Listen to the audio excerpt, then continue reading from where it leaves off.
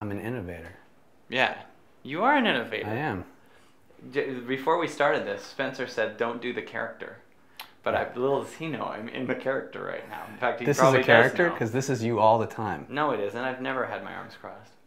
Wow. But it's way more comfortable. It is, isn't like it? I get it's what very the hype's authentic. about. When we cross our arms like this, you can't help but believe us and be swept up and enrolled in the power of our message. Now I get what my dad was thinking.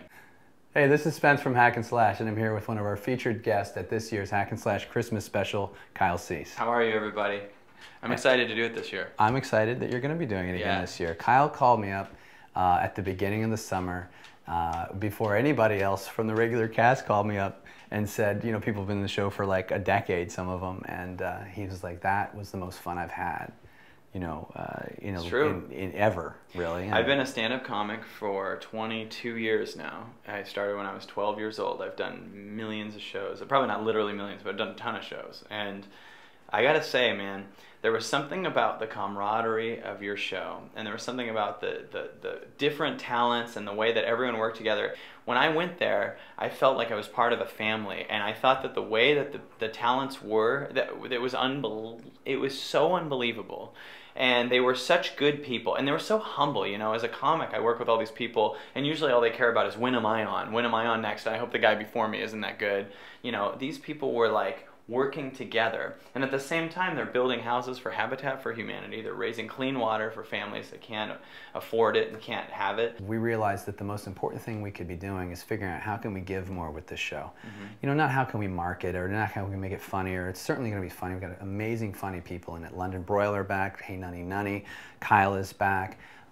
The Danny girls we hope are going to be coming back, and just some amazing performers. And the real question, all that's left to ask, is how much can we give with this show? So we've got the same charities again. We've got the watercharity.org. We're going to be doing those with the ticket money. We're going to be doing money for Habitat for Humanity. We're going to be collecting food and clothes. We had over 1 ton of each of those last year. It was amazing being the delivery person for the clothing alone. It filled a whole trailer and my truck and the cab of my truck. It was so surreal. We had this crazy warehouse backstage of barrels of toys and clothes and everything. It's just like, whoa. Like, you know, how many resources do we just buy new things of that we just don't need? And we have, you know, look in your closet right now, and 80% of it are clothes you don't wear. You know, like you just, because we keep changing size or we just keep getting new styles. Those clothes you don't wear could be going to homeless people, could be going to people that need those clothes. We're creating a situation where you can go to this event, you can get rid of those things, you can let go of those things that aren't getting love, that are not getting your attention, and give them to people who will give them love and attention. And that's so much better than hoarding it and then being in a stressful position. And what's great about the charity that we selected for the clothes is all the clothing is collected, it's cleaned up, and it's put in kind of a retail shop environment, but it's given away for free to families who apply for, you know, and qualify for the service. So these are families that are allowed to come in there. I think it's once a month they can visit, and they can take out everything that they want. They can bring their whole family. They try the clothes on. And it's really going to people who are really benefiting from it. Absolutely. It's the real happiness of letting go. And this Christmas, why don't you do something different? And if you've come to the show, do something the same. But it'll be different. Well, we'll do our part differently. Yeah. You just show up. You know, there is something they can do different.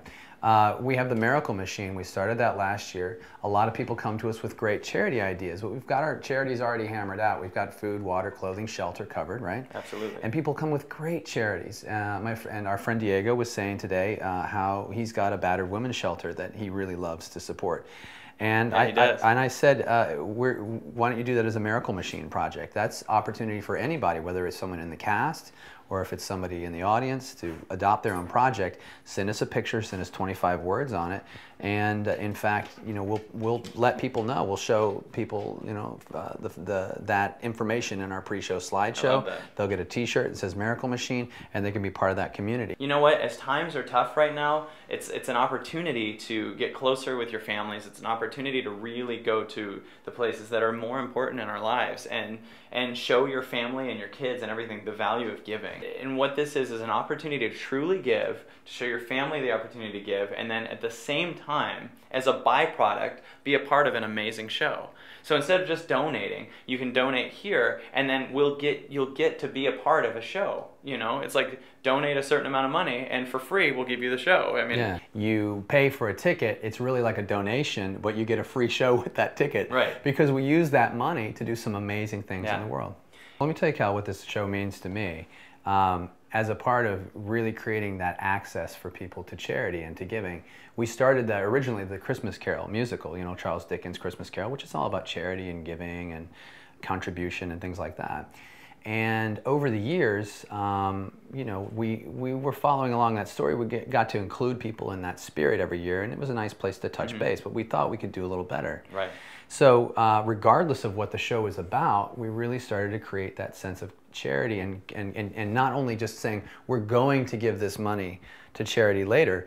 By the time you arrive at the theater, you can see we had a video of 50 school children from a South American country like waving and saying thank you for the water filters that the ticket money, Yeah. that the people who were sitting in those seats provided for them. Yeah. And so many other things we were able to share with what their money was doing and what the audience was contributing Absolutely. to do. So it's just real, it's concrete, it's right there. You come, you enjoy a show, you're part of a family, part of a community. And for me, people say, you know, what are you doing for Christmas? I say I'm doing my show. I mean, if my family sometimes travels, last year they were on the road, I was by myself at home, but people are like, oh, that's sad. I'm like, no, no, no.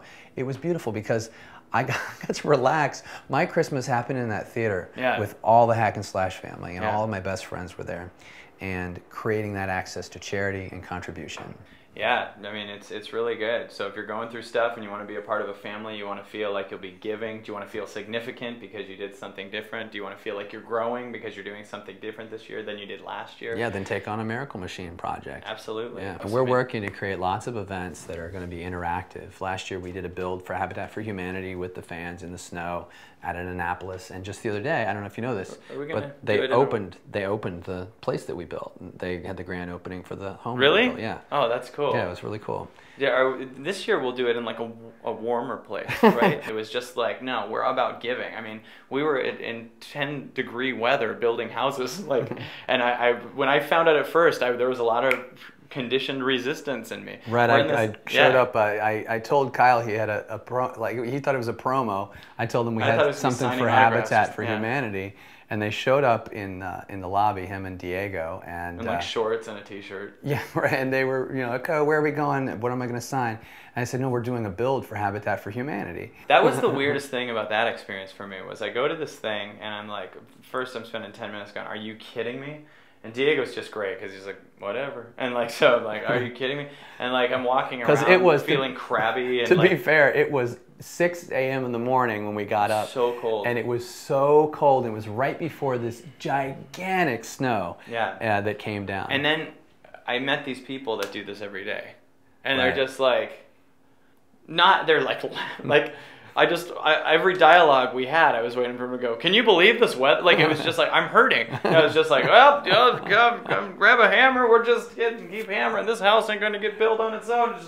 What are you doing? Aren't you all? And then eventually I was a part of that. Like, I wanted the window up too, and I wanted the thing, you know, and it was very, you had to let go of who you think you are. You know, and what you become on the other end is something you can't see from the current place you are. And that's what this is about. And that's what, it sounds so corny, but that's what Christmas is about. That's what it's really about. You know, last Thanksgiving, everyone's so loving to each other, and I was thinking to myself, what if we treated every day like this? Right. Like, you just feel so good, and you let go of everything, and you just take some time with your family. And in the original musical we did, there was a song that was the ending of the show. It was called It's a Holiday Every Day If You Believe. Yeah, that's good. You got to believe everyone else will believe it too. Yeah, that's where they get you. Well, Kyle, thanks for chatting. Thank you, man. I'm really excited about this year. I'm bringing my fiance out. Right on. And because I got to make sure I reserve something that special to show her, and I'm really excited to be a part of it, man. This show's gonna be unbelievable because there's charities at stake. So we make it amazing. Then the next year we'll have more people back to do it again. So please come be a part of the holidays with Hack and Slash, Kyle Cease, the London Broil, the Hack and Slash Christmas Special Orchestra, and many, many more very talented, very funny guests. We hope we'll see you there. What the hell is this thing? Oh, I get it. It's for bees. You collect bees with it. This is to collect bees.